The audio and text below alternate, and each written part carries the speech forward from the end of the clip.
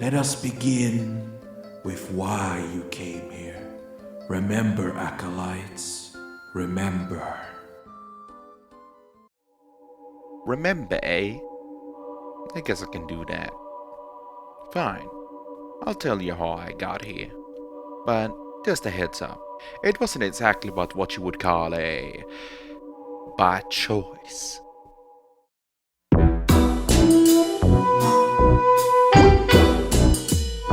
Jak tuta, rokata, sari, stella chica, fu azulas naga,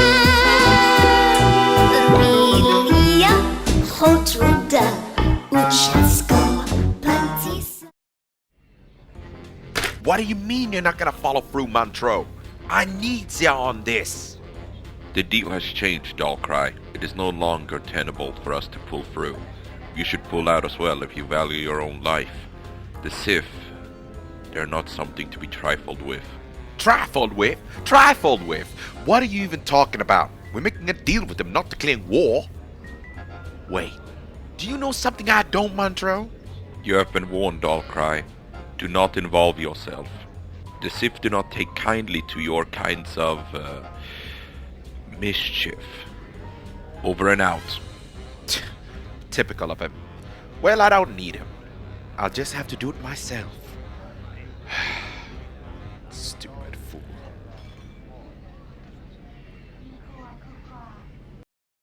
A deal with Sith? How did someone like you get into such affairs, acolyte? Now, me and Montreux work for the local syndicate. Always have, since we were kids together. Like that, you know? But our dealings between ourselves was our private business outside of the syndicate's wherewithal. After all, everyone gotta make their credits somehow.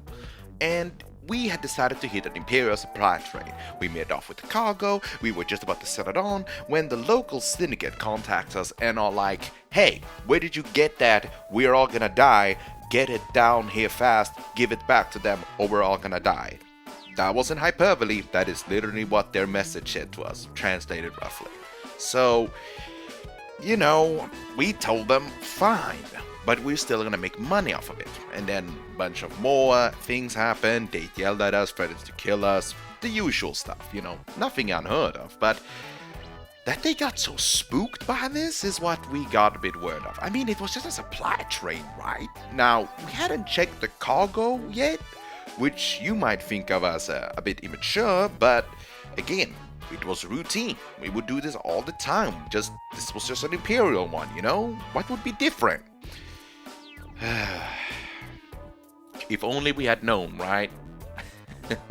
I mean, how would we to know that we had stolen a Sith's lightsabers? Interesting. Stealing a Sith Lord's lightsabers. A brave feat, even if it was made in ignorance. So tell me, how did you think that you were going to be able to do this all by yourself? I checked my blaster ammo, checked my armor, took a couple of more drinks, and then made my way out of the bar. Ready for anything. Matron thinks I can do anything without him, huh? I'll show him. You gotta keep calm, Sokka. This one is gonna be a bit of a hellscape. Ain't it always? I made my way down to the drop-off point. They kept it in some abandoned warehouse near our abandoned refugee zone that was used a few decades back. I didn't really care, as long as I got this done. I should have cared. Should have seen that it was all too good to be true. This is the location they told me they're gonna be at. Yet now when I'm looking at it, I can't help but wonder if I made a mistake. Maybe Montron was right. Something doesn't feel right. There ain't no guards to get me in. Ain't no cameras to make sure I'm actually here. They're just supposedly waiting in there. They don't make no sense. What if they think I'm gonna run? Like, What's to stop me? Nah, I ain't got the luxury to think like that. Go in, leave it off, be polite, leave. I can do this. I don't need Montrone. I don't need no anybody. As soon as I opened the door, I felt it. The tension. Thicker than any Durasteel. I felt like a bantha running to the slaughterhouse, expecting warmth, and getting the blade instead. Yet, there was nothing I could do but make my way through the sector entrance, and from there, make my way to the warehouse. Halt! Identify yourself or face immediate termination. Now, let's not get hasty. It's me, Zakadakra. I'm here to make the delivery of the misbegotten goods. Command cleared it. Send him down the hall. Also, smuggler, if you try anything, well, I think you'll know what's going to happen to you. Yeah, I have a pretty good idea. Thanks for the warning, though. Don't worry. I'm gonna be on my best behavior. And with that, I made my way down the hall. You know, it's funny.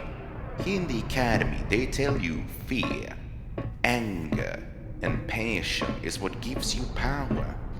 But on the streets of Nashadar, it is fear that makes you stupid, that makes you not see the obvious, and that makes you overestimate your own ability in the desperation for survival. It is this kind of fear that I had been blinded with to such an extent that I had not even questioned why the guards hadn't even bothered to search me for any weapons.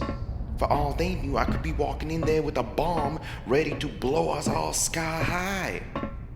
And yet, to them, it wouldn't even have mattered. And that's what makes me scared. And that is what keeps me up at night. It was all flawed from the start.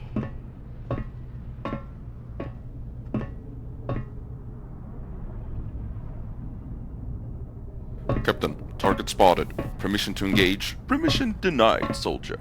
We are awaiting further orders from Lord Decimus. Affirmative, Captain. Standing by. Well, I'll be Captain Himmler. Been a while, hasn't it, since we last tangled? It is always too soon to see you, Sakadal cry. Now, do you have our Lord's lightsabers? That I do. They're right here in this briefcase. Then hand them over, and you shall be allowed to live. Well, then, here you go. This was when I started feeling something was wrong. I can't really describe it, even now. It was just this immense feeling that if I did as he said, I would be dead. And considering that I'm alive now, I'm happy I listened to my instincts. Yo, hold up. Hold on. How come the Lord himself ain't here to collect his so-called lightsabers? I would have thought that our Sith Lord would have no trust for somebody that already failed in procuring them in a transport. Oh, please, smuggler. You're simply not worth the extra diligence that others would require. Now, are you going to make your delivery, or are we going to have to make it for you with some extra insurance? That's when I definitely knew this wasn't Himmler. He never skipped protocol. Now hold on there. I happen to know that the real Himmler never skipped protocol. It's one of the few things that I ever learned about him. So I don't know who the hell you think you is, but you ain't Himmler. Y'all really thought you were gonna pull the wool over Sakadar Cry? It ain't happening. Oh, scoundrel, it has already happened. Captain, we do not have orders to engage in combat. What are you talking about? Always too easy, wouldn't you say, Sokka? Montrone, what? What are you doing here? And what did you just do? We were supposed to deliver it to them. Weren't you the one to tell me not to cause trouble? What is going on? This is all a setup, Sokka. Done by me. From us finding the lightsabers in the first place on that convoy, all the way to the Syndicate's position being exposed, suddenly in a huge data leak, to these two grunts receiving false orders to meet us here. It was all done by me. Wait, you did all of this just to set me up? But why? Why would you need to get rid of me, Montrone? We were partners. We were in this together. It was nothing personal, Saka, but my infiltration mission is at its end, and so I need to extract and make sure that no one is left to wonder where I went. That sadly does include you, because you of all would definitely make noise about where your best friend went. It is almost as charming as it is inconvenient. So you were a plant this whole time? And yeah, I would have guessed that. I'm the inconvenient one. Now you gotta rub me out, huh? All those years together, fighting, surviving, stealing and smuggling mean nothing to you, huh? Well then make it quick with it. I ain't going to beg you for nothing. Ah, Saka, you give me so little credit. You see, I do have a way out for you, if you're interested. But if you're not, I could always just slag you right here. A way out? What? Really? Wouldn't that compromise your whole, infiltrating agent business? I am free to act with some liberties every now and then. Plus, unlike what you said, I do actually care for you, Saka. You have been a good friend all these years.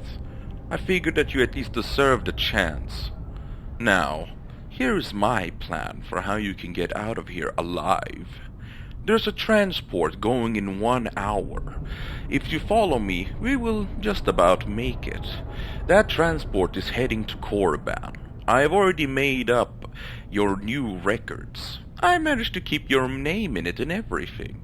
You're now a slave, bounded for Korriban to receive training in the Force after having strangled your superior with it in one bad shift back on Droman Khas.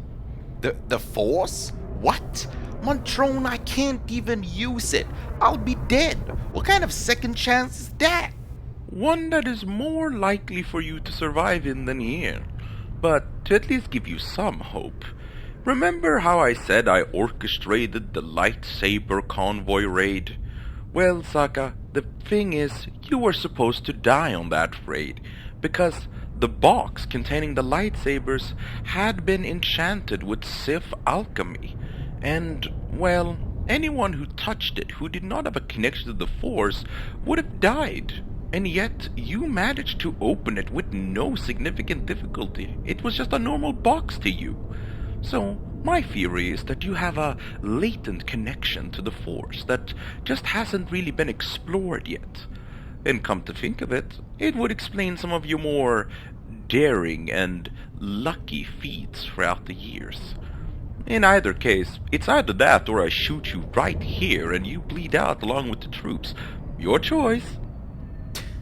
Criff you, Montrone. Fine, I'm in. Where's the transport at? I guess that's better luck then than at least getting shot by you in the end of the day. Don't think I'll forget about this though. You owe me one for this. Oh yeah, that's one more thing. I can't have you arrive there conscious, so... The benefit of being a cyborg is that you have your own built-in gas mask. I'll miss you, Saka. Take care of yourself now, okay? And, happy travels. And that's pretty much it. I don't really remember much after that. It's mostly a bit, hazy. Like, I do remember we were sent here by the Overseer to prove our worth, but I don't remember if it was to get something or to get someone. So, yeah, that's pretty much it, and why I'm now on the floor, poisoning, slowly killing me, and talking to an old man in my head. Oh, but I am so much more than a figment of your imagination. I, Acolyte, hold the key to your survival. But do not worry. You have already taken your first steps. In remembering your betrayal, tell me, What do you feel? How I feel? How I feel? I feel pissed off. It never should have happened. I should have known better. I should have seen through it, and yet I was too blinded. In the moment, I was so befuddled, so scared, so betrayed that I didn't feel what I should have, which was rage.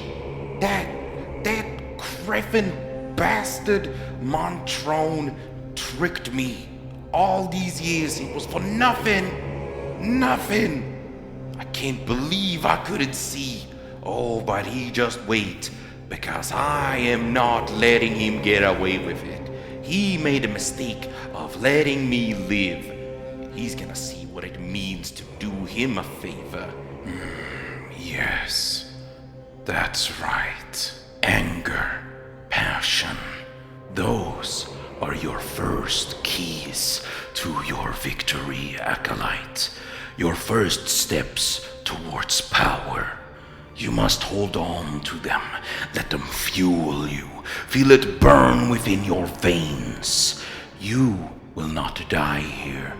You must rise. Rise to meet his gaze once again, and to this time crush him beneath your heel. And I can give you that opportunity if you're willing to submit to my tutelage. If it will get me out of here alive, if it will give me a chance to survive, if it will give me the chance to get back at Montrone for what he did to me, then you got yourself a deal. Saka Doll Cry is gonna make it to the top.